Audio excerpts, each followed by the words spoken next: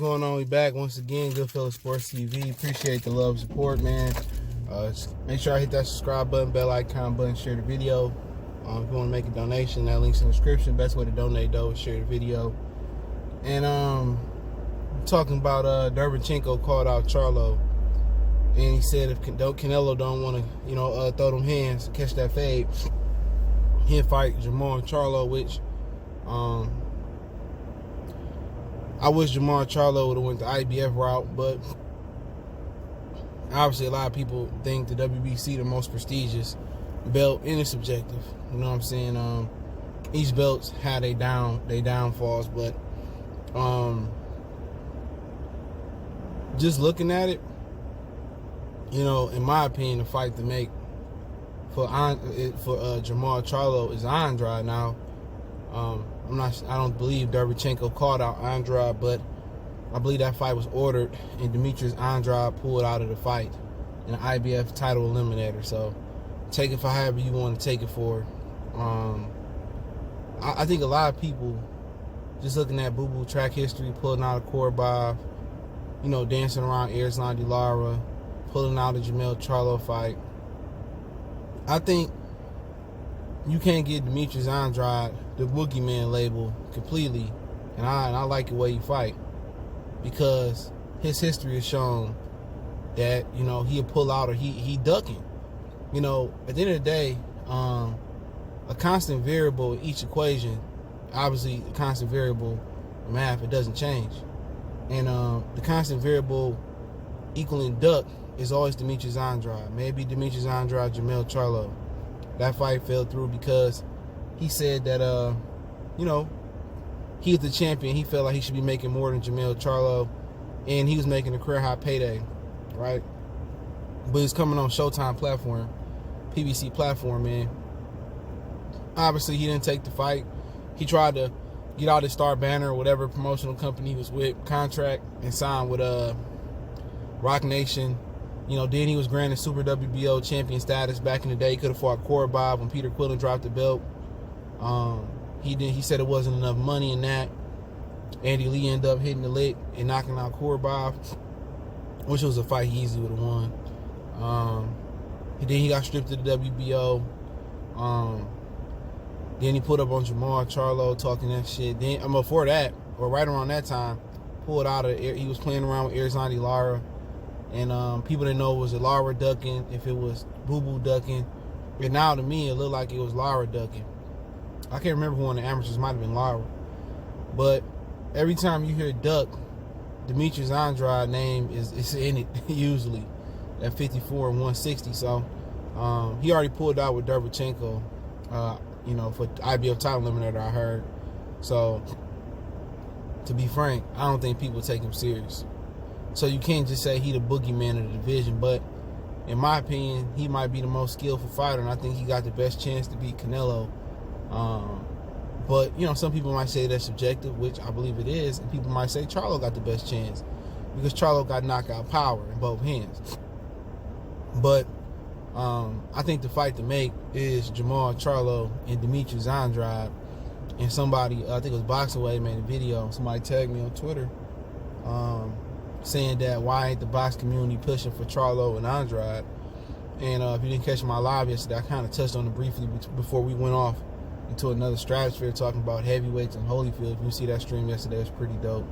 I think it was one of my most underrated streams. But I said that, at the end of the day, I think black fans and black people in general are tired of us having to do the grunt work, and then guys like Canelo and Golovkin be the beneficiary of us cleaning out the vision, and then us doing the grunt work and them getting the easy road to the title. You know what I'm saying? But I'm a promoter of that fight. I believe Charlo and Andrade should fight. At the end of the day, Charlo and Andrade bring more money for each other than Derevyanchenko do. So in my opinion, Charlo and Andrade should go ahead and fight. I think it'll be a spectacle. I think it'll be a poor man's Errol Spence and Terrence Crawford. And people say that fight is Reacher's Progression. Josh Taylor's a poor man's version of that fight because obviously Josh Taylor's a switch hitter. Progress is a big puncher. But I think Charlo and Andrade might be another poor man's version of that fight because in a way, it's for the black fighters. It's for the black community. I think a lot of black people will come out and support that fight. I would go to that fight on the East Coast.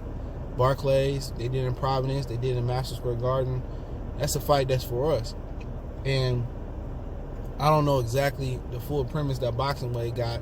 I stopped watching him when he made that Wilder Disgrace to America video. And that's just my opinion. But he used to have dope content. And I think he might still do, but I think a lot of people get rubbed the wrong way by different YouTubers. And I think, like I said yesterday in my live, the media makes you not like people. Now you throw the new media in there with the old media, and then you got fans on social media that got a following. They make you not like somebody, man. You know what I'm saying? You might not have a problem. I said about Deontay Wilder or Errol Spence. They push that shit. They push Errol Spence down people's throats so much, act like he's so immaculate. The dude may never said a bad thing in his life. Maybe did nothing bad in his life. And Mike Tyson did 1,000 bad things outside the ring. People still love him because of the excitement in Mike Tyson. But people will make you not like a fighter. And you got to be wary of that. Because you might sit down and you might have a drink, or you might have, eat with Deontay Wilder. You might eat with Errol Spence. He might be the greatest fighter you ever, greatest person you ever met. He might be the coolest. Y'all might end up being best friends. Y'all might like a lot of the same things, but the fans, it's nothing personal. On my page, it's nothing personal. Unless you say something racist like Kovalev or something. But it's nothing personal. That's what people get it fucked up at. It's nothing personal. It's boxing. But Charlo and Andrade would be for the brothers. You know what I'm saying? I would support that. Even if it's $80. Anytime black fighters fight, I'm going to support that shit. Especially these two black fighters on the pay-per-view platform.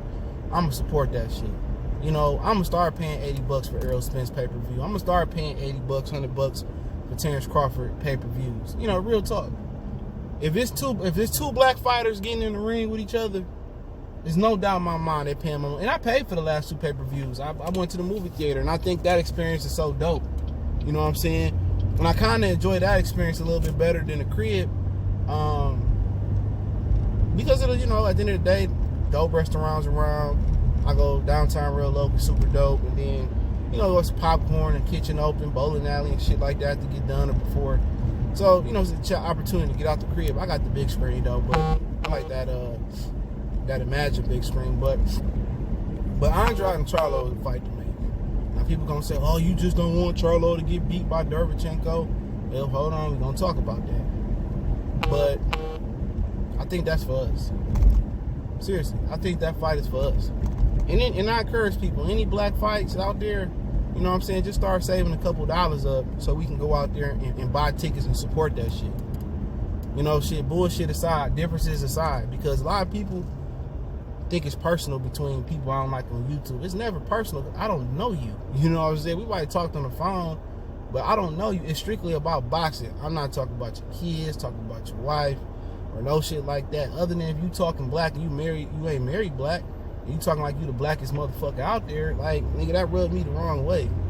Not saying you can't be black and not married black, but you can't be the blackest and not be married black. Just my humble opinion on that. You know what I'm saying? But a lot of this shit is just strictly boxing. It ain't really personal. You know what I'm saying? Unless niggas make it personal. I don't know the most in the world, but I think we need to support those black and black fights. Derevyanchenko, he had his shot at 2 titles. You know what I'm saying? He really ain't got shit to lose. But like I said, the fight to make is Charlo and Andrade. And we need to stop waiting on Canelo, waiting on Golovkin to give us a shot and give the brothers a shot. Waiting on Bob and Al to give niggas a shot. Niggas need to go out there and make it happen. And just fight the best and just build your legacy up. Make legacy great again. You know what I'm saying? Make legacy what money is now. You know what I'm saying? If you build your legacy, look at Sean Porter fighting everybody. Like, niggas respect Sean Porter.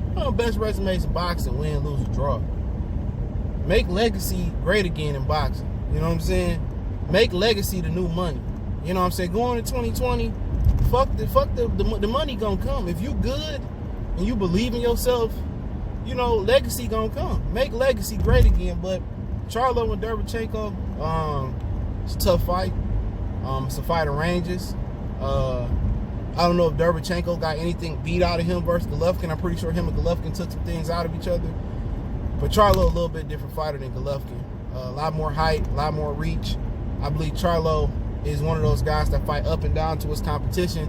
But if he fight like he fought versus Adams, he fight like he fought versus Corey Bob, or even Jorge Sebastian Hyland, Derevyanchenko is going to probably beat his ass. Unless he dropped Derevyanchenko a couple times.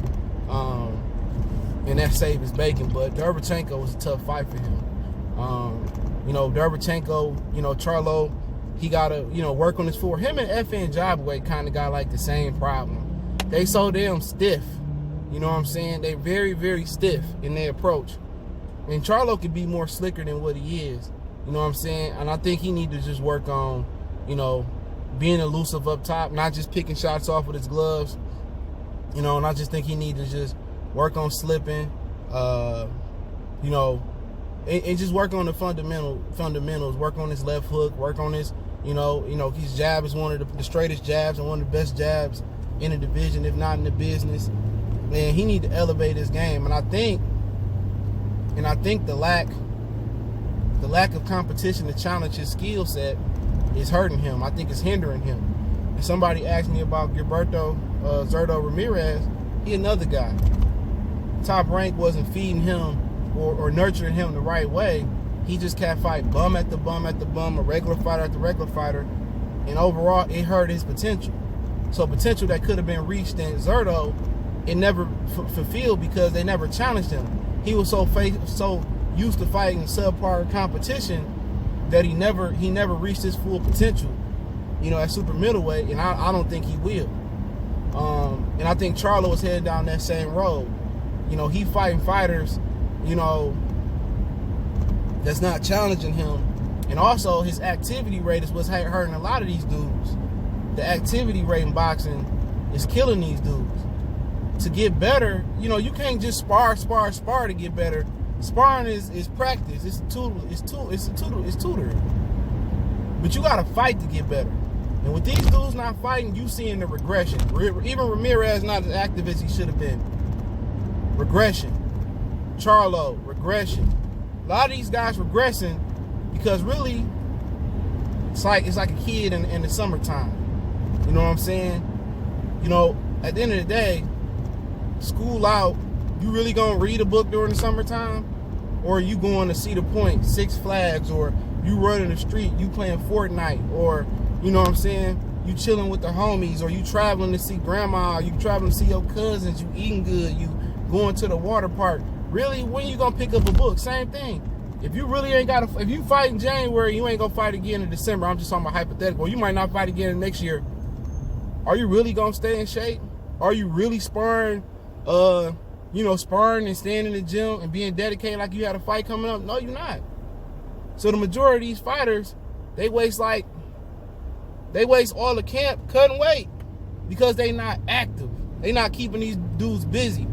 When you get 30, Crawford age, 32, 33, 34, then you start fighting once, twice, three times a year. Once or twice a year. Because you laid the foundation for a Hall of Fame resume. And Charlo is another dude. You know, he ain't improving because he ain't being challenged, and this activity rate sucks like the 98% of boxers today. And with that being said, I don't know what the outcome versus Derevyanchenko would be. I don't even know who I would favor. Y'all can say, well, look what Derevyanchenko did versus Triple G. What I can say is, before that fight, he struggled with like Jack Colclough. You know what I'm saying? And Triple G might have beat a little bit of shit out of him. You know what I'm saying? Triple G might have took something out of him. He went through a war. Remember, the dude had 24 fights in the World Series of Boxing. And then with Charlo is he really as bad as he been looking in the last few fights? That's the question. Or is he fighting down to his competition? Because the power seemed not to be there, the improvement seemed not to be there, and that's the problem with Premier Boxing Champions. Dudes ain't reaching their potential. Dudes is gonna be aging like bananas. They gonna be aging like bananas, hear me out, because Their activity rate suck, which is they not gonna be able to stay in shape. They gonna get fat, and then they not challenging themselves with the proper competition, and they not staying active enough to refine their skills. And by the time they do, when they be 32, 33, 34, you're gonna be like Demetrius Andrade, 32 years old and still looking for a career-defining fight. So I really don't know which way that fight gonna come. If you ask me, if you gave me your money to bet, because I ain't betting money on fighting, unless I know it's a ringer, it's for sure, or it's a good ass bet. If you gave me my money to bet,